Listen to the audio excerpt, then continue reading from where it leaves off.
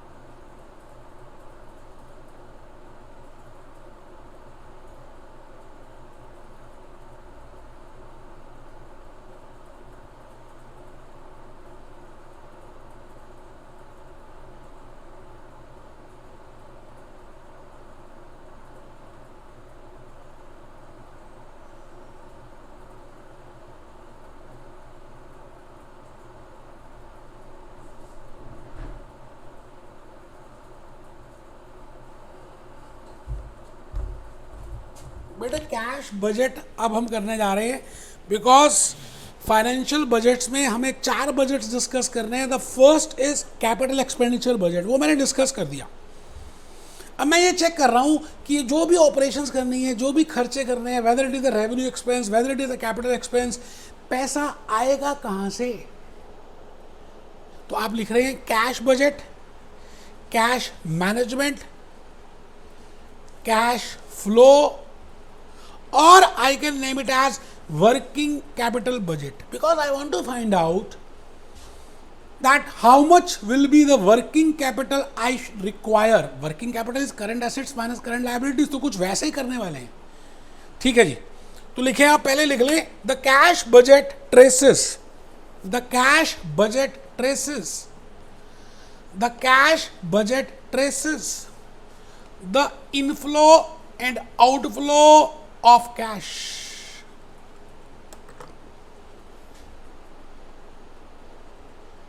Inflows, business में, entity में, company में पैसे कहां से आ रहे हैं और कहां जा रहे हैं, आप मुझे बता दीजिए। What are the inflows and what are the outflows of cash. There are different sources of inflows and outflows of cash. Cash sale करते हैं, it is a inflow. Cash received from accounts receivables, it is an inflow.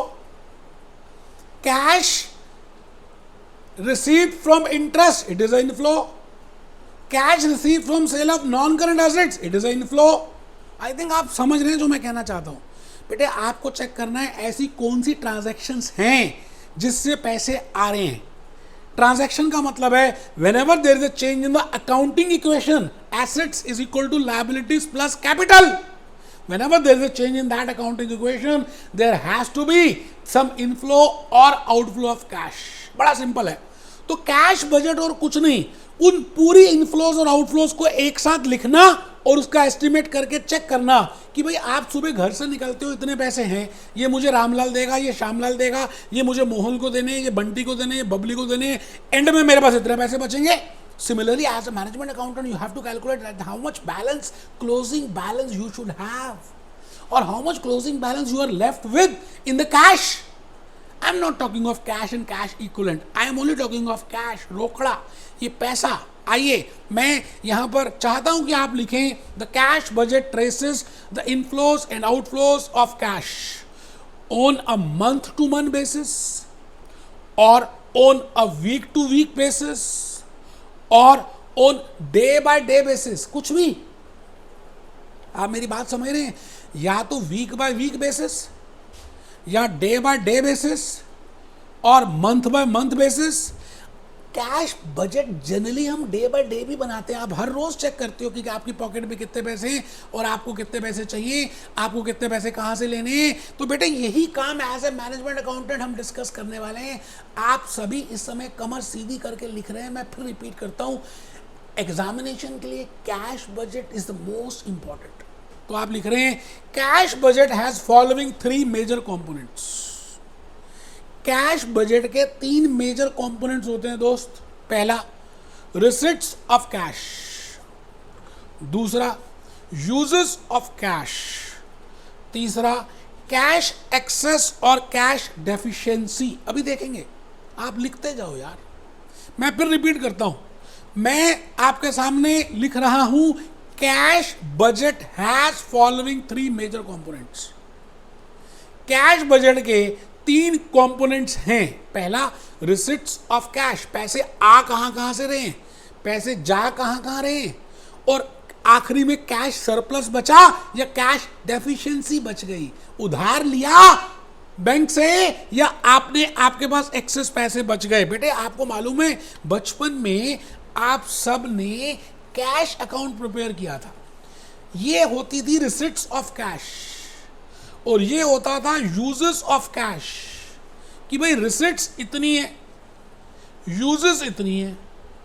Receipts में से जब uses less कर देंगे तो मैं कहता हूं this will be the balance of cash left. ये होता है जी बैलेंस ऑफ कैश। मैं भूपेश आनंद जब कैश बजट प्रिपेयर करूंगा तो कुछ ऐसा ही बनाने वाला हूं। आई will B preparing like this only. ठीक है जी, आइए मैं ऊपर लिख रहा हूं रिसिट्स ऑफ कैश में क्या क्या आइटम्स आ सकती हैं। आप लिखना स्टार्ट करें। रिसिट्स ऑफ कैश में क्या क्या आ सकता है आप लिखें। एक मिनट।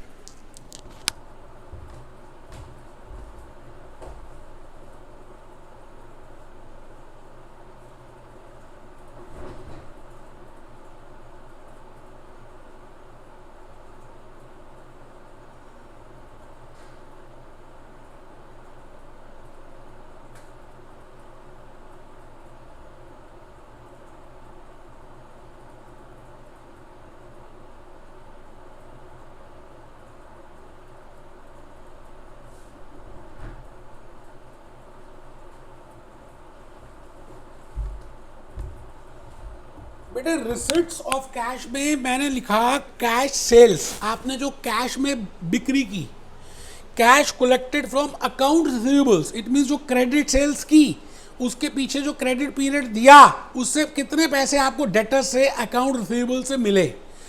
कुछ इसको रटना नहीं है यार, आप लिखो और कॉमन सेंस में यू कैन फाइंड आउट कि ऐसी कौन सी ट्रांजैक्शन है due to which your cash is coming in the business. Cash sales, cash is coming in the business.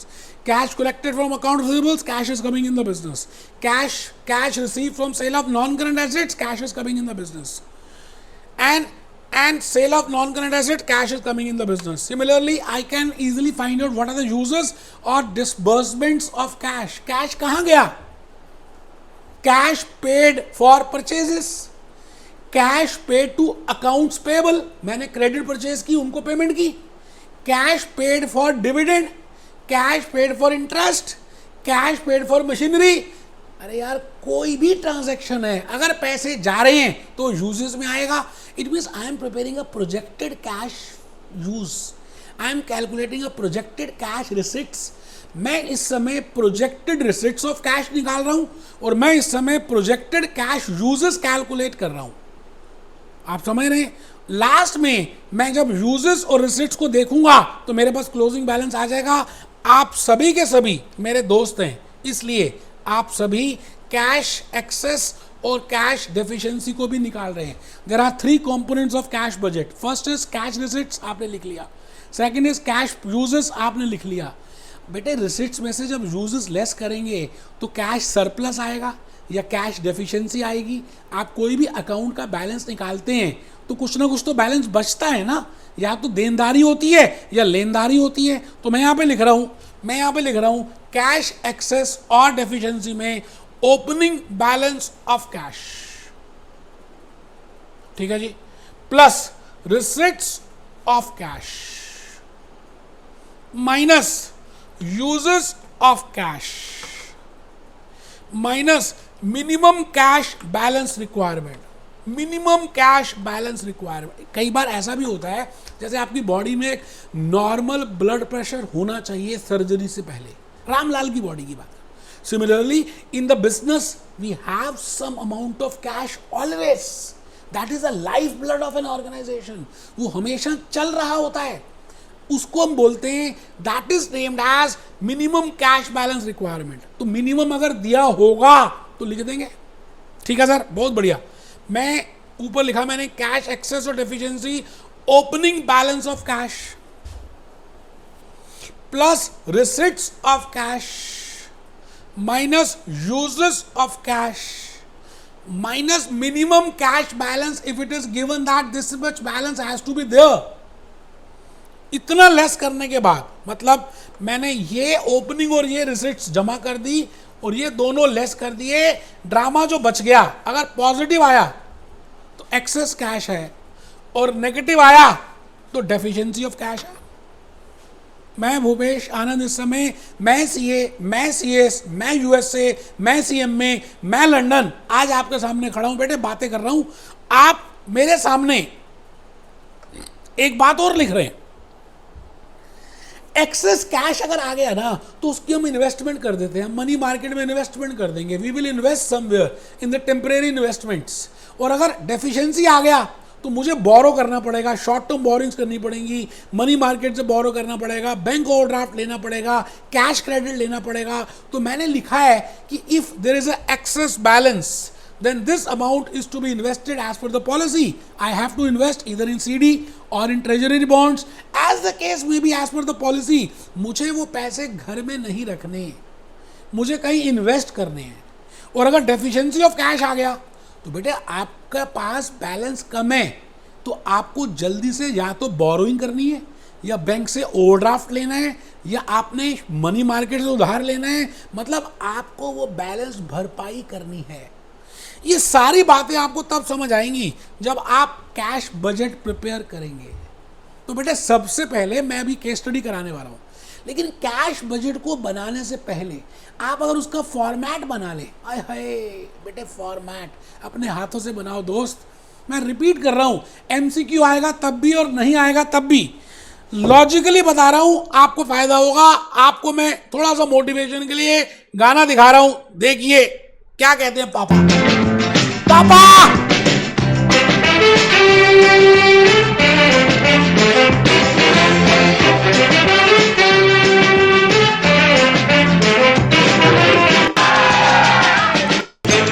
मेरी मंजिल है कहाँ,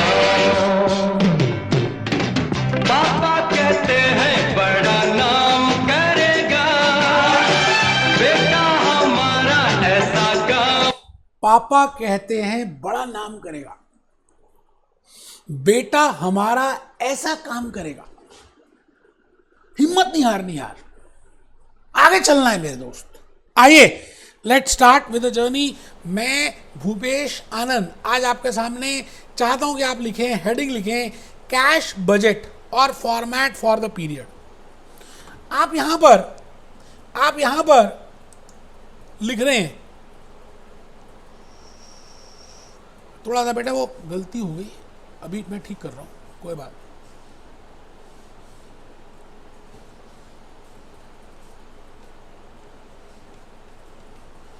कोई दिक्कत नहीं है जी।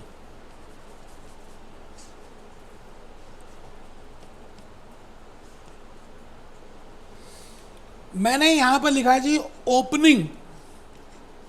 ओपनिंग या बिगिनिंग या ओपनिंग बैलेंस ऑफ कैश। मैंने लिखा ओपनिंग बैलेंस ऑफ कैश, ठीक है सर, बहुत बढ़िया। अब आपको दिख रहा होगा मैंने फालतू की चीज़ें गलती से वो पेस्ट हो गई थी, मैंने वो डिलीट कर दी। ऊपर लिखा जी ओपनिंग बैलेंस ऑफ कैश। मैंने लिख दिया, मैं रिपीट करके रब करके दोबारा लिख देता हूँ ताकि आपको जल्दी से और अच्छा क्लियर दिखे। मैं यहाँ लिख रहा हूँ, मैं यहाँ पे लिख रहा हूँ beginning balance of cash. Beginning balance of cash मतलब ओपनिंग बैलेंस ऑफ कैश। मान लेते हैं हम फॉर्मेट बना रहे हैं जनवरी, फरवरी, मार्च, let it be these 3 months. तो मैंने क्या लिखा जी, सबसे पहले लिखा बिगिनिंग बैलेंस ऑफ कैश,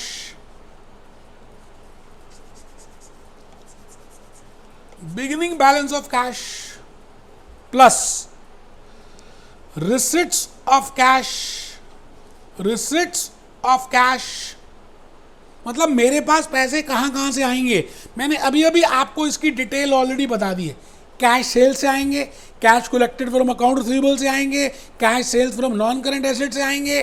फिर नीचे मैंने लिखा जी total cash available, total cash available less payments of cash.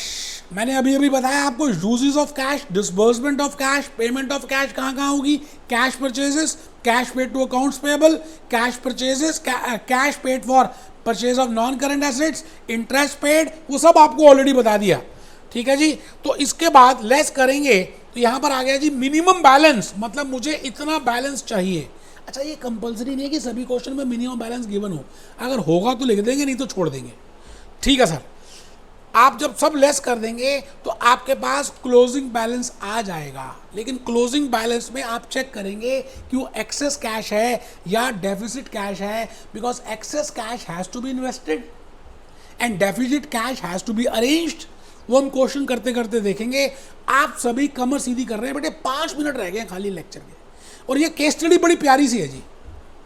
आपने ये केस स्टडी कर ली ना तो एटलीस्ट आपने जो अभी तक कंसेप्ट समझे उसमें 10, 15, 20% इंक्रीज होगा, वैल्यू एडिशन होगा। कैलकुलेटर बाहर निकालने बेटे, हेडिंग लिखें प्रिपेयर कैश बजट, अप्रैल से लेकर जून तक के कैश बजट बनाना जी।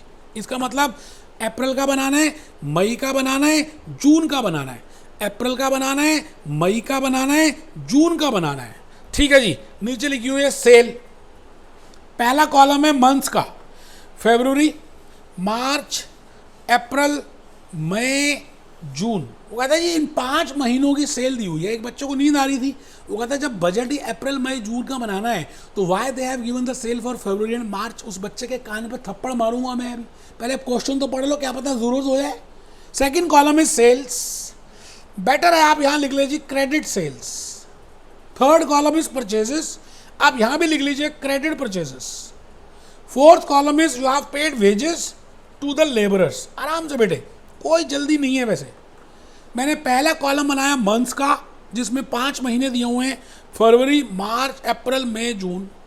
सेकंड कॉलम बनाया क्रेडिट सेल्स का, थर्ड कॉलम बनाया क्रेडिट परचेज का, फोर्थ कॉलम बनाया मैंने वेजेस का। ठीक है जी, बहुत बढ़िया। आप ये बताइए, ये सेल्स गिवन है जी 1,80,000 and credit purchases 1,24,000 and wages 12,000।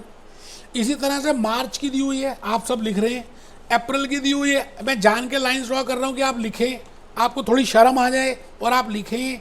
और जून की दी हुई है। बेटे मन तो बेईमान है, मन तो कहेगा बेकार है, मत कर मत कर मत कर मत कर, थप्पड़ मारो ऐसे मन को।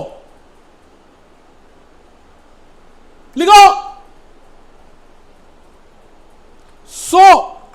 वो लिखा है जी 50%। कह रहा कोई बच्चा 50 आइए 50% of credit sales are realise in the month following the sales. क्या मतलब हुआ? वो कह रहा है जो जनवरी में हमने सेल की थी ना क्रेडिट, उसके आधे पैसे तो फरवरी में मिलेंगे। अच्छा, आधे कब मिलेंगे देख लेते हैं, और इंफॉर्मेशन दी है।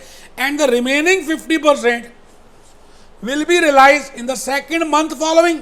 इसका मतलब आधे पैसे फरवरी में और आधे मार्च में। अगर जनवरी की जो सेल है उधार की हुई सेल, जनवरी में पैसे नहीं मिल रहे, we are preparing a cash budget, so I should know when I will be getting those funds. The sale of January I will not be getting cash in the month of January, 50% I will be getting in February and 50% in March. I think logically आपको बात समझ आ रही है।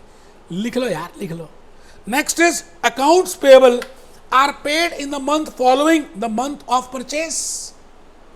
मतलब accounts payable में हम सारे पैसे पे कर देते हैं अगले महीने, मतलब जनवरी के जो क्रेडिट परचेज थी वो सारी पे कर देंगे हम फरवरी में, फरवरी की जो क्रेडिट परचेज थी वो हम सारी पे कर देंगे मार्च में, मार्च की जो क्रेडिट परचेज थी वो अप्रैल। इट मीन आई थिंक आप समझ रहे हैं, ठीक है जी। आपको कैश बजट बनाना है, आप सभी को कैश बजट प्रिपेयर करना है। Cash balance in the April, वो कहता है जी आपको 3 महीने का बनाना है, तो आपको क्लोजिंग बैलेंस ऑफ मार्च का पता होना चाहिए, which will become the opening balance of April, and closing balance of April will become the opening balance of May, and the closing balance of May will become the opening balance of June.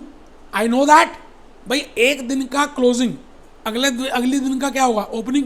तो 25,000 रुपये वो कह रहा है opening balance है जी अप्रैल का। तो मैं आ गया साहब, आ गया। आज आपके सामने भूपेश आनंद कैश बजट की बातें करेगा। बेटे आप सभी रजिस्टर ओपन कर लो, लाइंस ड्रॉ कर लो, कैलकुलेटर बाहर निकाल लो, पहला कॉलम बनाओ पर्टिकुलर्स का, दूसरा अप्रैल का, फिर मई का और फिर जून का। आपको मैंने अभी अभी फॉर्मेट बताया है। It will be started with the opening balance of cash. आपको ये वाला बैलेंस अभी नहीं पता, अभी देखेंगे कैसे आया, ये कैसे आया ये देखेंगे। मैंने ऐसे जान के कैलकुलेट करके रख दिया। आपको ये पता है, मैंने ग्रीन सिग्नल रख दिया जो आपको पता है 25,000। आप अभी अप्रैल मई जून तीनों महीनों का एक साथ बैलेंस मत लिखना, निकाल ही नहीं सकते यार। तो अप्रैल का बैलेंस आपने लिखा opening balance of cash, receipts of cash second head आएगा। पहला हेड है ओपनिंग बैलेंस ऑफ कैश, दूसरा हेड है रिसिट्स ऑफ कैश, और उस रिसिट्स ऑफ कैश में cash collected from account receivable. पहले इसके लिए हम समझ लेते हैं। बेटे वो कह रहा है कि जो सेल फरवरी में हुई थी उसके आधे पैसे तो मार्च में मिल जाएंगे और आधे अप्रैल में मिल जाएंगे। अब समझ आया आपको कि आपको उसने फरवरी के महीने की सेल क्यों दी, जबकि आपको बजट बनाना है कैश बजट अप्रैल से। स्टिल उसने आपको फरवरी के महीने की सेल दे दी, क्योंकि फरवरी की जो सेल है उसके 50% पैसे मार्च में मिलेंगे और 50% पैसे अप्रैल में मिलेंगे। अप्रैल में it will be a receipt and you have to prepare a budget for April. चलिए जी, तो आप चेक करिए क्रेडिट सेल्स है कितनी फरवरी की, 1,80,000। तो 90,000 रुपये यहाँ मिले, 90,000 रुपये यहाँ मिले। अच्छा, फरवरी के बाद मार्च में सेल कितनी है, 1,92,000। तो 96,000 अप्रैल में मिले और 96,000 मई में मिले। कितना इजी अगर आप एक सेपरेट वर्किंग नोट बनाते हो और मेरे साथ कैलकुलेटर से कैलकुलेट करते हो। ठीक है सर। अप्रैल के बाद हम आगे अप्रैल में, अप्रैल के पैसे आधे कब मिलेंगे, मई में, और आधे कब मिलेंगे, जून में। अच्छा, मई के पैसे कब मिलेंगे, आधे 1,74,000 की। I have sold 1,74,000 goods credit sales. 50% of that I will be getting in the month of June and 50% in the month of July. तो मैं क्या करूंगा, मैं इस समय अप्रैल, मई और जून का कॉलम वाइज टोटल कर रहा हूं। मैं अप्रैल, मई, जून का कॉलम वाइज टोटल कर रहा हूं। अप्रैल का, मई का, जून का मैं कॉलम वाइज टोटल कर रहा हूं। दोस्त आराम से देख लीजिए, आप कोई जल्दी है नहीं। वैसे अप्रैल, मई, जून का कॉलम वाइज टोटल कर रहा हूं। 1,86,000 मैंने लिख भी दिया जी, वहां से कैलकुलेट किया। फिर मैंने कैलकुलेट कर लिया जी 1,50,000, आई हैव रिटन देयर। फिर मैंने कैलकुलेट किया जी 1,41,000, ये भी मैंने कैलकुलेट किया। मेरी बात आप समझ रहे हैं जो मैं कहना चाह रहा हूं।